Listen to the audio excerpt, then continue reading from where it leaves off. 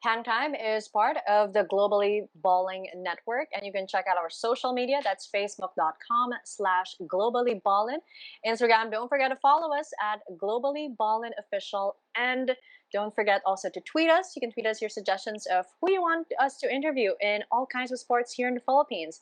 That's at Globally Ballin. And for all of our sports fans, we've got more shows for you here from the Globally Ballin Network. We have the Globally Ballin podcast, An Eternity of Basketball, Hang Time, and Who the Heck Are We? Just check it out on our YouTube page. That's at Globally Ballin. And don't forget to subscribe and hit the notification bell so that you'll be notified every time we release a new video. And we have a new network show. Help us welcome Who the Heck Are We for sports opinions and stories. It's available on Spotify and on YouTube. Don't forget to subscribe and follow. If it's still not enough that ball is life, well, for all our shoot lovers, basketball lovers, we've got an eternity of basketball just for you, provided by the Globally Ballin Network. Again, available on Spotify and on YouTube. And for a quick and easy way to find us on all of our social media and all of our different shows, you can check it out. Our link tree, that's on the site right there, and you can find the link at the top of all of our show descriptions. Hey guys, welcome to another Hang Time episode with me, Denice Disney. For today, our guest, no introductions needed, the one, the only, Alyssa Valdez. Ate, thank you. It is my extreme privilege to have you on this show. Oh no, thank you for having me, Denise. I miss you so much. I haven't seen you for a while. And ayan, maraming salamat sa pag-imbita mo sa akin dito sa show mo. Wow! I think I'm speaking here also as a fan because I remember when I was courtside talagang bukang bibig. Like when it comes to Ateneo legends, you've quite made the mark na for yourself. Like the moment that you left, that was all the buzz. And everyone was telling me na, oh, I missed out a lot, I guess, in getting to cover you for the UAAP. But I think nakabawi naman ako because sa PVL, I was able to witness the greatness that is you. Yeah. No. It's Na-miss out ko nga rin na mag-courtside ka with us. So, at least nagsama tayo sa PVL and grabe naman yung ginagawa mo ngayon. Hindi lang PVL, but all around news, everything, and we're so proud of you! Oh, I'm so touched. I'm blushing right now. I can't believe I'm getting acknowledged from you. But, Atalay, how I know you've been through really quite a lot. Actually, quite a lot is even an understatement. But just catching up, how have you been after leaving the bahay ni Kuya? What have you been up to? Well, wala naman, nothing much. I'm back with a normal routine, training, preparation for the upcoming PVL. And yun, until now, lahat naman tayo, we're trying to keep safe, trying to stay safe with everything. So, yun lang yung ginagawa ko as of the moment. Wala naman akong, nagtitraining lang talaga ako. Really, siguro after ilang months being in the bahay ni Kuya. So, syempre, kailangan ko rin humabol sa training namin sa Creamline Coolsmashers. And that's what I've been doing for the past weeks also. Nandito ako sa outside world. Gusto ko yung mga terms din. I've never, in my wildest dreams, have ever imagined you using those terms na it's so normal. And it's like, you know, just casual. Kalalabas ko lang ng bahay ni Kuya. Outside world. It's like napapanood. Grabe, totoo. Never in my wildest dreams also that I would be able to survive bahay ni Kuya. But tell us more about it, Atalay, because you've conquered a lot sa Philippine volleyball. As in, you're called the Phenom for something. But then, I guess it took everyone by surprise. When they saw you, well, when I saw you sa promo, it went viral on Twitter, and everyone already knew with that silhouette of yours na, oh my gosh, papasok si Alyssa Valdez sa PBB. How did that decision happen? Totoo, Denise. Honestly, I'm quite shocked also with my decision to join PBB. That's something we really don't, not our forte, kumbaga. Because, we're so used on just playing, being here outside training. But I think this pandemic also gave me that opportunity. Kasi di ba, everything is so uncertain. But the fact na nabigyan ako ng pagkakataon and oras to enter the PBB house, parang na-discover ko naman yung different side of Alyssa Valdez off the court. Just being Alyssa Valdez na, syempre, I've been playing volleyball for the longest time also. So, I mean, I think that's ganda ng timing na makilala ko naman yung sarili ko after quite a while of playing volleyball. Nakilala ko naman siya off the court. So, yeah, very interesting talaga. But kahit ako, nagulat ako na parang, gagawin ko ba talaga to? Ano ba talaga? Kaya ko ba? Siyempre, may mga ganong doubts. Kasi siyempre, you know me also, Denice, na kami ni na Jho, we're private din in terms of our life outside of volleyball. So, kaya, medyo talagang yung decision nito, medyo mabigat din or turning point din siguro ng life ko. Now, you're one of the many athletes that ventured into something new because of the pandemic. And ikaw na rin nagsabi na talagang everyone knows you're super private about your life. Now, while of course, you are a superstar and influencer and you have so many followers online, there are some things, of course, that you keep to yourself. You have such a small circle. But tell us, how was it like getting to know yourself for the public to see? Kasi usually, alam mo naman, when people find themselves, like Jho can attest to this, it's done in public, she shuts off, disappears. Pero ikaw, Yes. you went on national television.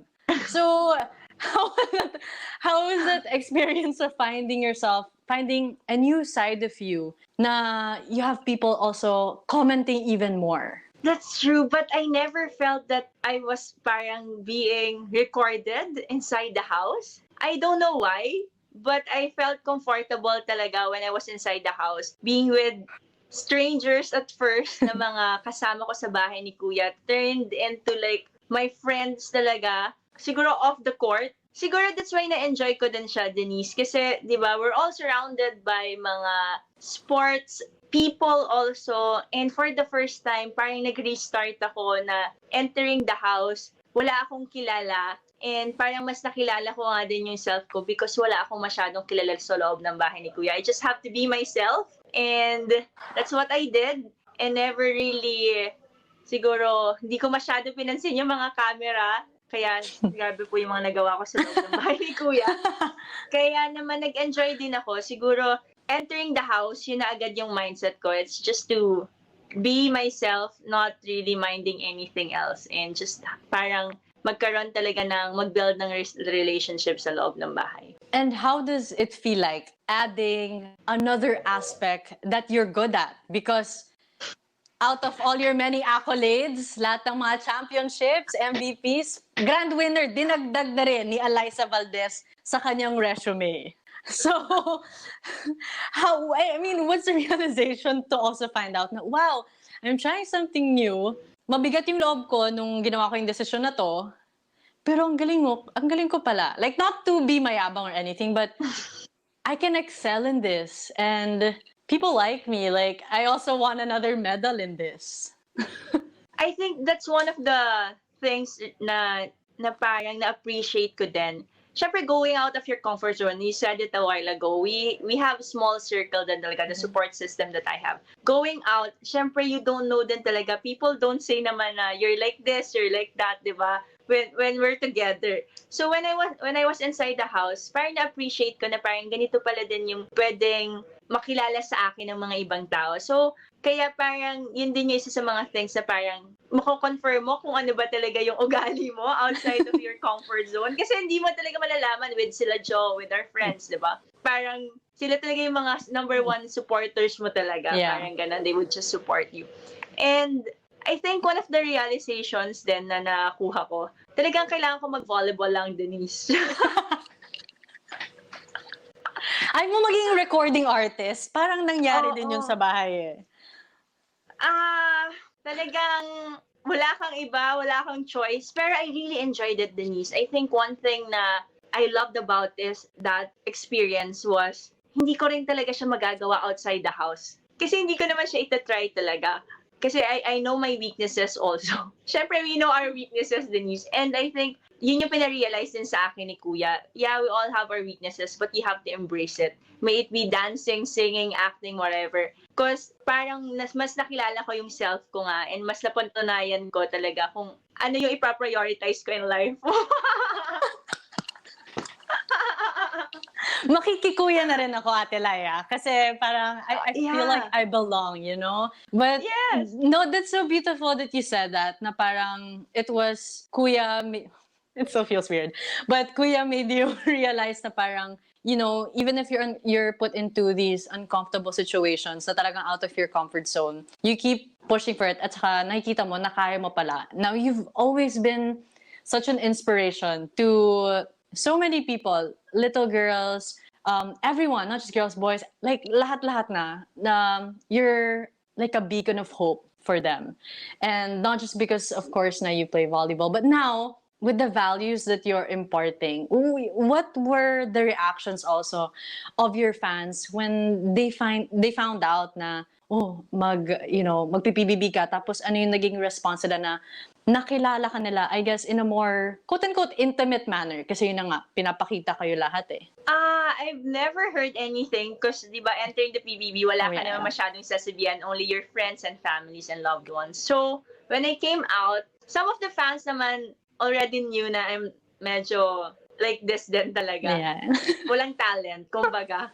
Meron lang tayong confidence and willingness to learn. But, going out of the house, I was really overwhelmed by the support of the fans, from the volleyball community, from my family, from my friends, sa mga nabuong bagong pamilya because of my journey in the PBB house. So, yun, na-overwhelm ako. Actually, hindi ko rin in-expect talaga na ganun yung magiging feedback. Siyempre, nung una nga, grabe yung takot, grabe yung pag-overthink ko kung ano yung makikita din nila about sa akin. But it turns out na may mga napasaya at may nag-enjoy din naman sa journey natin sa loob ng bahay. So I'm just really happy din na ganun yung naging impact natin and nakapag-share tayo ng good vibes inside the house pa rin. In a different way, di ba? Now, volleyball player, host, sports anchor, analyst, ngayon housemate, PBB grand winner. What else is there in your bucket list na gusto mong gawin? Ooh, that's interesting. That's the first time I heard that question after coming out from the house. Siguro maging rapper. So, recording album na nga yung sunod. Oo, mag-record ako. No, I'm kidding, Denise. Oh my God, that's really hard because of, syempre, everything is so uncertain, Denise. But now, actually, my priority is to give back naman yung support na binigay din sa akin ng Creamline Coolsmashers ng management namin. When I was inside the house, talagang sinamahan nila ako sa loob ng bahay ni Kuya. And now, malapit na yung season. So, actually, my priority right now, siguro one step at a time, one priority at a time. So, to really represent Creamline Coolsmashers dito sa darating nating PVL. So sana mabigyan natin ng magagandang laban ang ating iba't ibang teams talaga. So yun pa lang as of the moment. As of the moment. Feeling ko kasi there's gonna be more eh. Now that you're more open to exploring the possibilities na you can do all of these things. That's why, I mean, I'm also curious na ano pa ba, what's left there in your magic hat, that any more tricks that you're gonna pull out? Para naman, no. What surprises wala this pa Alyssa naman, Valdez? Denise. Parang wala pa naman, Diyos ko. Ano pa ba? Parang wala pa as of the moment. Kung may mag-open ng doors because of the opportunity we took, di ba? From, dahil sa pagsali natin sa PBB. Siyempre, we're not closing our doors naman sa mga opportunities na yun. We're really gonna embrace it. Basta, we know our priorities. We can manage everything, di ba? Why not? So, I guess, yun nga, one thing I really learned also inside the house is you have to be willing to learn. So, hopefully, kung may pumasok man ng mga ibang challenges at hamon ni Kuya sa labas ng bahay niya, talagang pinaghandaan namin yan. So, yun, we're really willing na i-accept yun and sana magampanan natin ng maayos din. So, Yun lang naman, Denise. Kung ano man yan, baka may ibibigay ka dyan, Denise. Meron ka ba dyang ano? Actually, may opening ng news reporter So, like, you never know. But there really is an opening. But you mentioned na PVL Atelay, and there's been quite a shakeup in the teams. We're seeing F2 na used to be purely Lasal have taken Ate Z, and also with PLDT, it's more fun and interesting. Like the schools na usually in pack sila, pero now they're also going out of their comfort zones. You know, what can you say, I guess, about the progression of how the team makeups have been going in this upcoming PVL season? Well, I think first of all, we can all see the growth in the professional league kasi everyone's really getting all the players na talagang feeling nila makakatulong din sa bawat teams. And I'm really just excited kung ano ang maipapakita naming lahat ng bawat team sa darating na PVL. Kasi sobrang sabi mga Denise, it's really interesting lahat ng mga movement ng players, ng management na nitong before mag-start yung tournament. And we can only wish everyone well talaga na walang injuries na mangyayari and mabigyan natin lahat ng magandang games ang bawat isa. At syempre ang ating mga supporters and fans. So, I'm just really looking forward na mas lumaki pa yung volleyball community and mas madami pang teams ang sumali dahil alam mo yan, ang dami ng siguro ang daming nangyayari and kalimutan ko yung word sabi ko but grabe yung improvement in terms of sa teams, sa management, kung paano i-organize ng PVL yung tournament. So, diba, we're just really excited as players to represent our own teams and to play in the PVL. So is there a team that you're looking forward to matching up against? Ooh. It's hard to answer that question, Denise, just because mandaming movement nga ng players. So, nag-iba-iba na ulit ng team. So, you would want to play with all the teams then talaga. And I'm really excited to play kahit anong teams din. So, yeah. Pero I think hindi natin nakasama ang F2 last conference. Yeah. So, we're really excited na i-welcome sila and syempre mabigyan sila ng magandang laban din sa darating na PBL. Now, Ate Lai, I've always also been so curious kasi you've been super consistent in this aspect na you've always given back. Whether it comes to the support of the fans, kanina lang minention mo you want to give back to Creamline. And you know, those are the traits of really someone so grounded and humble. And where do your roots lie that they're so strong and they're so unwavering na lahat na nangyari sa'yo, all the fame, all the popularity has never gotten into your head. And I've had people say to me all the time, yan si Alyssa Valdez, she's never changed. Ganyan yan nung college hanggang ngayon. Actually, mas friendlier na nga siya ngayon, lalo pa mas open, mas accepting. So, curious ako, yun na nga, na saan nakaplant ang roots mo? Oh, I think I really know where I came from also, Denise. I started really knowing nothing, having nothing also. But I only have, nung mga panahong yon, my family and my support system. And I think that's why I'm still here. Because of them. Tinuruan nila ako hindi lang ng siguro skills and everything, mga coaches and dyan din, but also how to deal with everything na nangyayari. Hinanda nila ako sa mga pwedeng mangyari. So, I think, yun, andun yung roots ko talaga sa talagang support system ko and sa family ko. And just knowing saan ako nanggaling and ano yung pinagsimulan ko rin talaga. That's why I actually appreciate everything, every little things na natatanggap ngayon sa lahat ng mga nakaka-appreciate din sa akin. So, yun, I appreciate all those things. And how about your joy? Aside from you being humble, another trait that you're very much famous for is your smiley, your happy disposition na talagang, I mean, of course, on the court, iba na yun pag naiinis. But outside of it, very consistent ka also na that's why everyone wants your company and everyone really does look up to you because with you, they feel na all things are light, all things are okay. So, ikaw, saan ka tumatakbo or saan mo rin nahanap yung saya na that keeps you being happy? Oh, that's such a nice question, Denise. Interesting.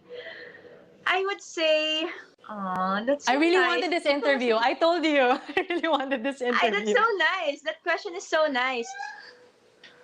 That's so hard also. But I would say, ganun din yung sasabihin ko. Saan ko nakukuha yung happiness ko? It's from my family na patuloy na sumusuporta sa akin.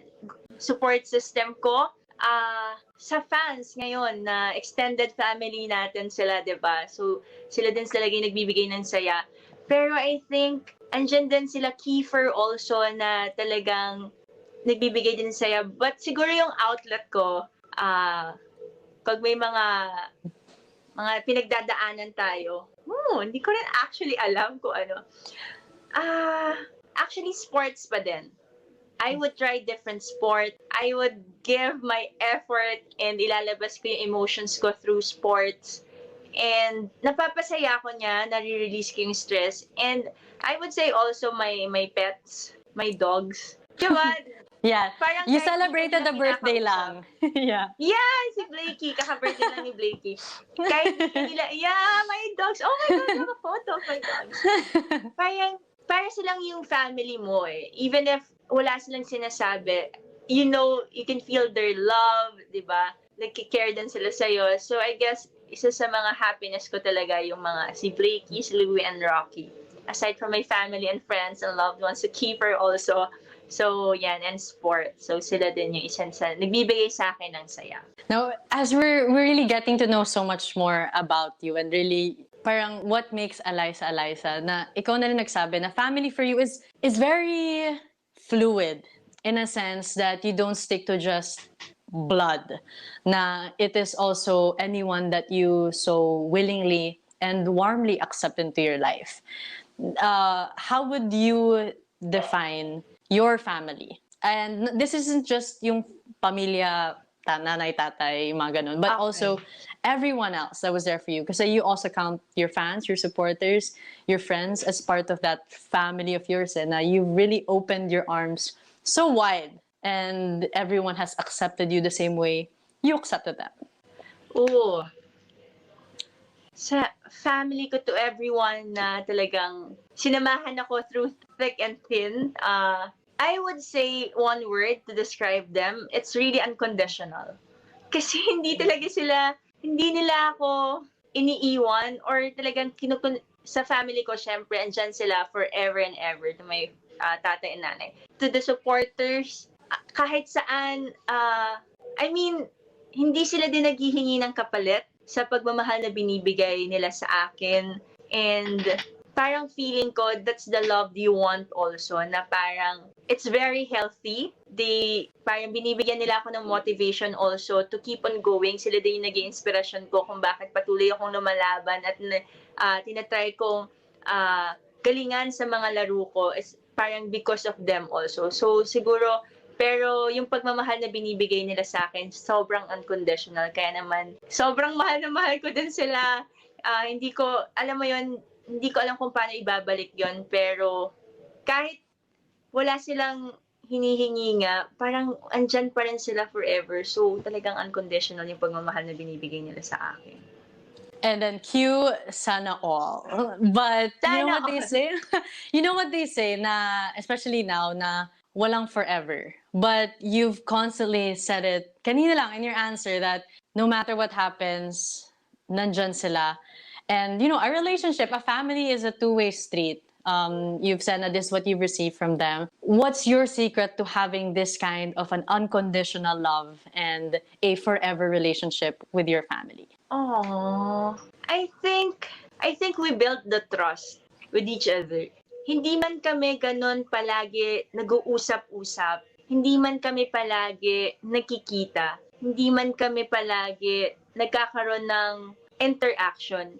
pero nandun yung tiwala namin sa isa't isa. Andun yung paniniwala din namin sa isa't isa na hindi namin iiwan yung bawat isa sa amin. So, and I think, ang tagal ko na din sa isang team, and talagang kaya nagtatagal ang bawat relationship also, family also, kasi andun yung effort and pagpapahalaga sa bawat isa. So, siguro yun yung masaya dito sa pamilyang to. And we grow together. As in, literally and figuratively. Parang sabay-sabay kaming nag-grow, tumatanda also. So, kaya naman, nakita din namin ang growth ng isa't isa at sinamahan namin ang isa't isa sa mga oras na umiiyak ka dahil talo ka, sa mga oras na masaya ka dahil panalo ka. So, andun kami lagi para sa isa't isa.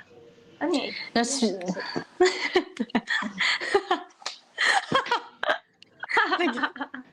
Kanta. Sample. But speaking of growth, with growth comes changes, and those changes happen because things are added. But most of the time, things are added because you lose things. So what are some of the things that you've lost in life that proved to be, I guess, such a catalyst for your growth now? Denise, grabe mga questions mo ah. Changes. Yeah, super daming. I think, I would say, some changes naman doesn't have to be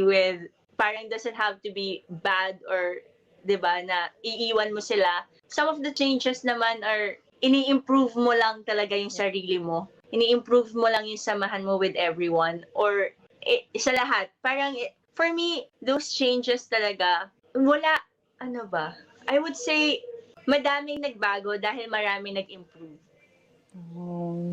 And may mga improvements also na hindi ko rin inaakala na mangyayari sa sarili ko.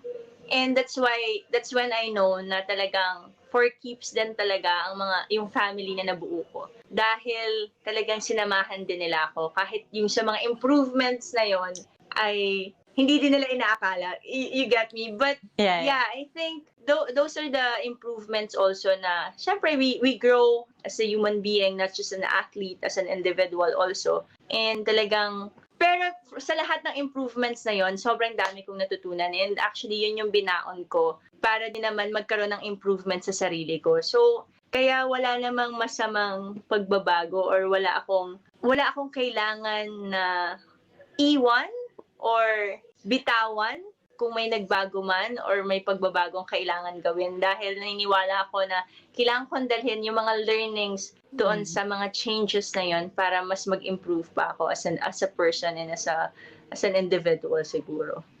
Miss Universe answer. Palakpakan po tayo. Denise, pinagpapawisan ako sa mga questions mo. Diyos ko. I love it! But, okay, this is my last question, Atelay. We talked about how you've set your roots very firm. We've talked about where you find your joy, your importance, and how you value loyalty. And yung sagot mo lang kanina na parang wala ka talagang binibitawan. Everything is an improvement. But at the same time, you've also shown us a really different side of you. Lately, because you've been more open to pursuing other passions of yours, pursuing other difficult situations. So would you say that you are complete, that there is nothing lacking and okay ka na, like you are 100%? Oh my goodness. Whew! I would say, Denise, for that question, I think to know yourself, it's really a constant and continuous process talaga. So, but I would love to say na I'm really contented din sa lahat ng nagagawa ko in my life. I'm really happy also sa lahat ng tinatry ko sa lifetime kong ito. But it's just so interesting also na hindi mo masasabi kung ano pa yung madidiscover mo sa self mo. So, I would say I am, how do you say it? parang nasa process pa din ako, but I'm just really happy. I'm in a happy place, Aw. and if you say you're complete kasi you won't strive harder, or that's for me. Yeah. Parang for me kasi I wanna still really learn I wanna know myself even better. I wanna know my limits and capabilities ba. So yeah, I think this is just really my inspiration para mas malaman ko and mas maka-achieve pa ako ng kung ano man yung haharapin ko in life. So it's a learning, it's a process pa for me. So So I guess siguro na loading pa. Wow. But I'm we're, happy. we're I'm really happy. we're adding a new title aside from Phenom, MVP, all the championships, grand winner. We also have, I think, even the most beautiful is Alyssa Valdez, a work in progress, a work happily in Yeah. progress. I'm in a work. Yes, true. That's true, Denice. And with that, really, Atelai, thank you so much for your time and for sharing your insights, your wisdom, yung mga values mo, really. It's so refreshing, and I guess it's really also what's needed na parang people know how gifted and how talented you are, but I also wanted them to see the depth, the heart, and the faith of Alyssa Valdez. So thank you, Atelai, really, really for Thank joining you, me. Denise. Oh my God, thank you. Can't wait to see you, Denise. I haven't seen you Please. ages talaga. Grabe. But I'll see you. before we end, can you have like a shout out, I guess, to all your supporters na rin, like as a Yeah. thank you before we end. Yeah. Again, Denise, thank you so much for inviting me here. And sa lahat po ng sumuporta sa akin sa aking PBB journey, sa volleyball journey ko rin. Maraming salamat po sa sumuporta sa akin on and off the court. To Affinity, to Team Kiefer, Keyfly, Samlay, Nation, maraming salamat po. To the Creamline, Coolsmashers, management, to Sir Jonathan, to Sir Alan, Sir Rolly, to Ma'am Lesan, to everyone, maraming salamat po. Team Services na, hello po. And, ano ba, to my family, and to the Ravenna family also na patuloy ding sumusuporta sa akin. So maraming salamat. And yeah, Denise, thank you again for inviting me here. To my And with that, housemates, maraming hello to the housemates. Wow. and with that, really, thank you so much, Atelai, for joining us in this episode of Hangtime Podcast. And I really hope I see you soon. Thank you, Denise. Thank you. Hangtime is sponsored by Cuts Apparel. So that's with a Z. Follow them on social media at Cuts Apparel PH and hit them up for your company and sports uniforms and button-down biking polos. That's at Cuts Apparel on social media.